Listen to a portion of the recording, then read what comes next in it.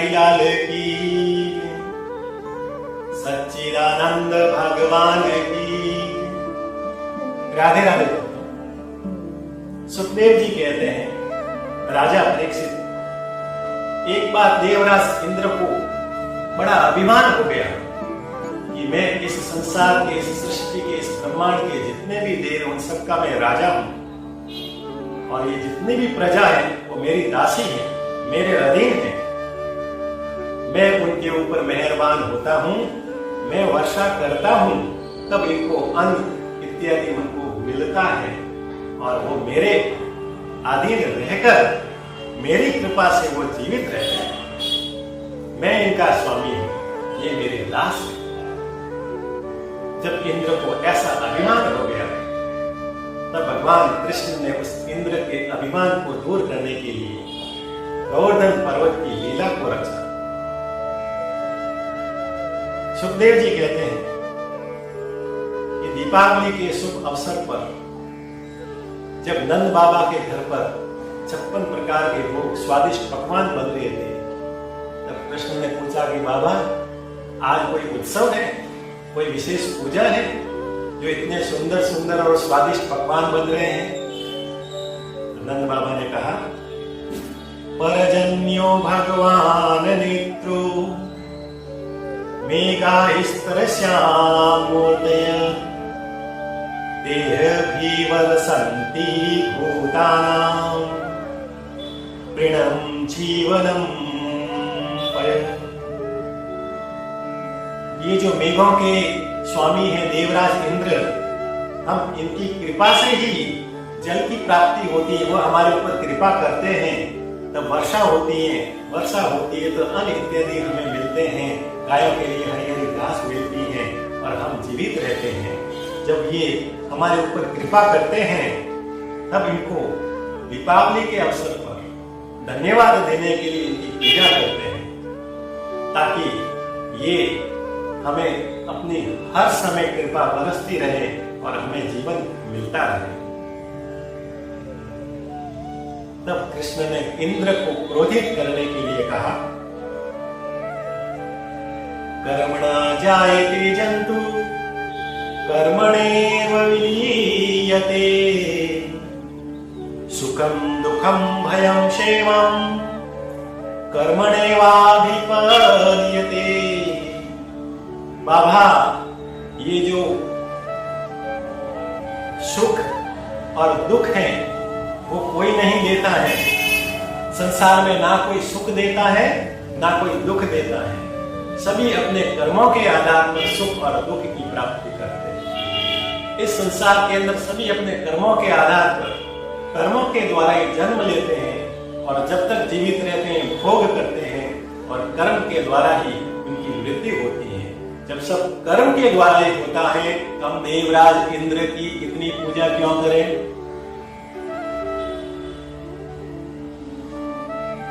और आप कहते हो कि ये वर्षा करते हैं तब जाके अन्न मिलता है। नंद बाबा, बाबा ये वर्षा करने से नहीं, ये जितने भी हमें अन्न मिलते हैं, गायों के लिए हरी हरी घास मिलती है, वो सब हमें गोवर्धन पर्वत के द्वारा ही मिलते हैं, उनके आशीर्वाद से मिलते हैं। गोवर्धन पर्वत है तभी हमें अन्न मिलता है, चारा मिलता है, फल सब्जी इत्यादि हमें प्राप्त होती है। तब बाबा ने कहा, ये कैसे? जब वर्षा होती है तभी तो सब उत्पन्न होते हैं, पैदा होते हैं। कृष्ण ने कहा कि मेघ भले ही यहाँ आ जाए, यदि गोवर्धन पर्वत यहाँ पर नहीं हो तो जितने भी मेघ यहाँ है यहाँ से चले जाते हैं, यहाँ पर बरसते नहीं हैं।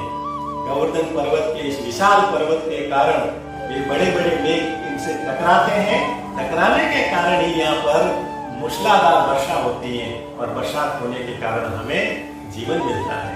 इसलिए हमें इस इंद्र को छोड़कर इस गोवर्धन की पूजा करनी चाहिए। इंद्र तो हमारे केवल वर्ष के अंदर 2-3 महीने ही मेहरबान होते हैं। यदि गोवर्धन की पूजा करेंगे तो जीवन भर हमारे ऊपर मेहरबान रहेगा, पूरे वर्ष मेहरबान रहेगा। इसलिए आप इस इंद्र की पूजा छोड़कर गोवर्धन की पूजा करना प्रारंभ कीजिए। वहां पर बहुत सारे और भी गोप वाले भी बैठे थे। उन्होंने कहा कि यदि हम इनकी पूजा छोड़कर गोवर्धन की कर लें और इंद्र भगवान क्रोधित हो गए, नाराज हो गए, तो फिर नंद बाबा ने कहा कि ये भी बात सही है, इनको छोड़ दिया और इंद्र क्रोधित हो गया तो कौन संभालेगा? कृष्ण ने कहा कि वो मैं संभाल दूंगा, मैं हूं ना, आप तो केवल गोवर्धन पर्वत की पूजा की तैयारियां कीजिए। कृष्ण की बात सबको सही लगी और सभी अपने अपने घरों से सुंदर सुंदर वस्त्र पहनकर बैलगाड़ियों को सजाकर पूजा की सामग्री और भगवान गिरिराज को वस्तुएं अर्पित करने के लिए, भोग लगाने के लिए बैलगाड़ियों में रखकर गोवर्धन पर्वत चले आए। वहां पर सबसे पहले गोवर्धन पर्वत की परिक्रमा की। परिक्रमा करने के बाद में सभी ने उनको नमस्कार किया, प्रणाम किया। फिर कृष्ण ने कहा कि सभी अपनी अपनी नेत्रों को बंद कर लो। अब जैसे ही सभी ने अपने नेत्रों को बंद किया तो भगवान गोवर्धन पर्वत के रूप में, गिरिराज भगवान के रूप में प्रकट होकर सभी को दर्शन दे। बोलिए गिरिराज भगवान है की। शंख चक्र गदा बदन लिए गिरिराज भगवान इस दिव्य स्वरूप को देखकर सभी आनंदित हो गए।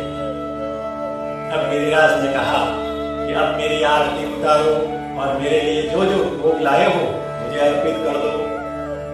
ऐसा कहते ही जितने भी वृंदावनवासी वहां पर आए थे, पहले गिरिराज भगवान की आरती की, उनकी पूजा की और उनको जो जो भोग लाए थे उनको अर्पित कर रहे। ऐसा सुंदर वातावरण देखकर ब्रह्मा जी, शिव जी आदि आनंदित हो रहे। एक और कृष्ण बालक के रूप में स्वयं गिरिराज को भोग लगा रहे हैं और स्वयं गिरिराज बनकर भोग को स्वीकार कर रहे हैं। बोलिए भागवत भगवान है की। आरती और भोग लगाने के बाद में सभी वृंदावनवासियों ने गिरिराज भगवान को प्रणाम किया और कहने लगे, हे कन्हैया, तुम्हारा ये भगवान तो बड़ा ही विलक्षण है, बड़ा ही दिव्य है। अब हम इतने वर्षों से इस इंद्र की पूजा कर रहे थे, कभी स्वप्न में भी दर्शन नहीं दिए और तुम्हारे इस कन्हैया ने तो एक बार ही पूजा करने से इतना दिव्य दर्शन दे दिए कि हमें जीवन भर आनंदित रहे। इधर कृष्ण का एक सखा था मनसुखा, वो कभी कृष्ण को देख रहा था, कभी गिरिराज को देख रहा था, कभी गिरिराज को देख रहा था तो कभी कृष्ण को देख रहा था। कृष्ण ने कहा, मनसुखा, तुम ये बार बार कभी मुझे और कभी इधर, कभी भगवान गिरिराज को और कभी मुझे क्यों देख रहे हो? मनसुखा ने कहा कि मैं देख रहा हूं जो तुम्हारे नाग, कान, मुंह जैसा स्वरूप वैसा का वैसा उस गिरिराज भगवान का भी स्वरूप मैं समझ नहीं पा रहा हूं, तुम यहाँ हो या वहां हो। जाकी रही भावना जैसी प्रभु मूरत तीन देखिए। भगवान के भक्त भगवान को जिस स्वरूप में देखते हैं, भगवान उसी भाव में, उसी रूप में उनको दर्शन देते हैं। बोलिए बाके प्यारे लाल की। मनसुखा ने कहा कि तुम इधर हो या उधर हो, मेरी बुद्धि भ्रमित हो गई है। कृष्ण ने कहा कि इतनी भ्रमित होने की आवश्यकता नहीं है, मैं तो इधर भी हूं और उधर भी हूं, तुम जहां देखोगे वहां हूं। परंतु आज तो गिरिराज भगवान की पूजा का उत्सव मनाओ, आनंद लो। ऐसा कहते हुए सभी वृंदावनवासी गिरिराज की आरती कर रहे हैं, सत्संग कर रहे हैं, भजन कर रहे हैं, नाच रहे हैं। भगवान की पूजा पाठ करने के बाद में आनंदित होकर सभी वृंदावनवासी अपने अपने घर की ओर प्रस्थान करते हैं। परंतु देवराज इंद्र को जब यह समाचार मिला कि वृंदावन में कृष्ण के कहने पर आपकी पूजा छोड़कर गोवर्धन पर्वत की पूजा करने लग गए, तो देवराज इंद्र भयंकर क्रोधित हुआ और प्रलयकृत सामंतन नाम के मेघों को बुलाया और उनको कहने लगा, ये वृंदावन वासियों ने मेरी पूजा छोड़कर उस गोवर्धन की पर्वत की पूजा की है, इन्होंने मेरा अपमान किया है। तो वहां पर इतना वर्षों कि पूरा का पूरा ब्रजमंडल जलमग्न हो जाए, जल में डूब जाए, लोग पीड़ित हो जाए और लोग मर जाए। उसको ऐसा ही दंड मिलना चाहिए। संवर्त नाम के मेघ ने इंद्र की आज्ञा को मानकर वृंदावन के अंदर, ब्रज के अंदर पहले तो तेज आंधी, तूफान की तरह आंधी आई, फिर मूसलाधार बारिश करने लगी। इतनी भयंकर मूसलाधार बारिश हुई कि पूरा का पूरा ब्रज मंडल जलमग्न हो गया। जल का स्तर जब धीरे धीरे बढ़ने लगा तब वृंदावन वासी भयभीत हो गए, अपनी जान बचाने के लिए इधर उधर भागने लगे। जब कहीं पर भी शरण नहीं मिली तो नंद बाबा के घर पर गए और सभी कहने लगे कि देखो, आपकी कन्हैया के कहने पर इंद्र की पूजा छोड़कर गोवर्धन की पूजा की है, इसलिए इंद्र क्रोधित होकर इस प्रकार की भयंकर मूसलाधार बारिश कर रहे हैं। यदि ये रुक नहीं पाई तो फिर हम जलमग्न हो जाएंगे और मर जाएंगे डूबकर। नंद बाबा ने कहा, देखो कन्हैया, मैंने तुमको ही पहले ही कहा था, यदि इंद्र की पूजा छोड़कर गोवर्धन की करेंगे तो इंद्र नाराज हो जाएगा। अब देख लो, इंद्र नाराज हो गया कि नहीं हो गया? कृष्ण ने कहा कि बाबा, मैंने भी क्या कहा था, इंद्र नाराज हो जाए तो मैं संभाल लूंगा। बोले बांके बिहारी लाल की। कन्हैया ने कहा है कि हमने इंद्र की पूजा छोड़कर गोवर्धन की पूजा की है, इसलिए हमारे साथ में ऐसी आपदा आई है, ऐसी घटना हुई है, और इस घटना से, इस आपदा से गोवर्धन पर्वत ही हमारी रक्षा करें। आप सभी अपनी अपनी कीमती वस्तुएं जितने भी हैं, गाय बछड़े इत्यादि, उन सबको लेकर गोवर्धन पर्वत चले गए। ऐसा जैसे कहा, भगवान कृष्ण गोवर्धन पर्वत के वहां पर गए और 7 कोस लंबे चौड़े उस पर्वत को अपने हाथों से उठा लिया, और जैसे ही अपने हाथों से उठाया तो उस गोवर्धन पर्वत के नीचे बहुत विशाल खड्डा बन गया। फिर वृंदावन वासियों को कहा कि तुम सभी अपनी बैलगाड़ियां, गाय बछड़ों और कीमती वस्तुओं, सामान को लेकर इस खड्डे के अंदर आ जाओ। सभी अपने अपनी जान बचाने के लिए सामान, गाय बछड़े, बैलगाड़ी इत्यादि जितने भी वृंदावन वासी थे वो सब उस खड्डे के अंदर आ गए। जब समस्त आ गए तो भगवान ने अपने हथेली से उस गोवर्धन पर्वत को एक छोटी उंगली के ऊपर धारण कर लिया। उस छिटकी उंगली पर जब धारण कर लिया तब यशोदा मैया ने कहा, हे ब्रजवासियों, मेरा जो कन्हैया बिल्कुल ही बालक है, बिल्कुल ही छोटा है, उनकी हाथ की कलाई, उनका हाथ, उनकी उंगली बड़ी कोमल है। गोवर्धन पर्वत को उठाकर उसके हाथों के अंदर मोच आ जाए, दर्द हो जाए। तब वृंदावन वासी सभी वासियों ने अपने एक एक कंधे को लेकर उस गोवर्धन पर्वत के ऊपर,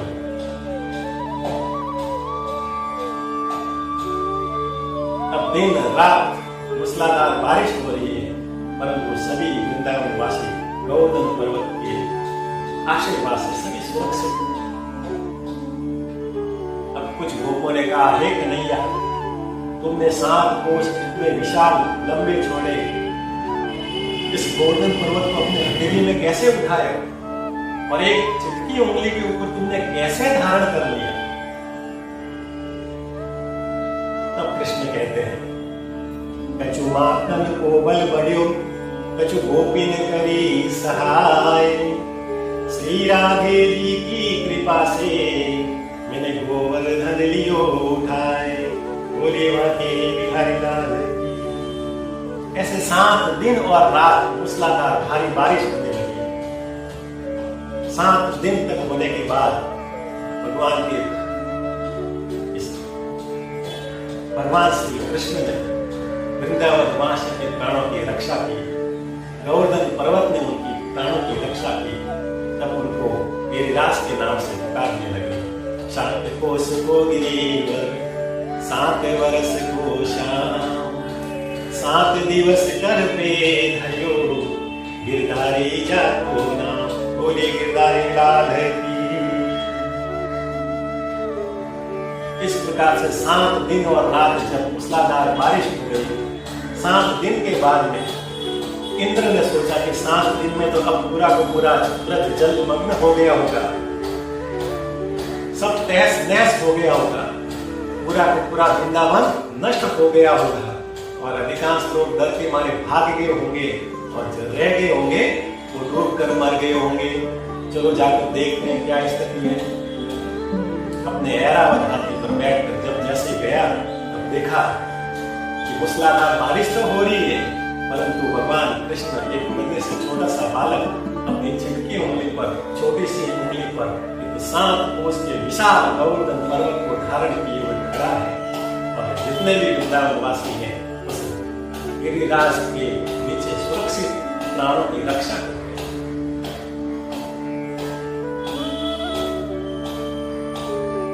तब देवराज इंद्र ने ये मान लिया कि ये जो नन्हा बालक है वो साधारण बालक नहीं, ये तो भगवान नारायण का साक्षात अवतार है।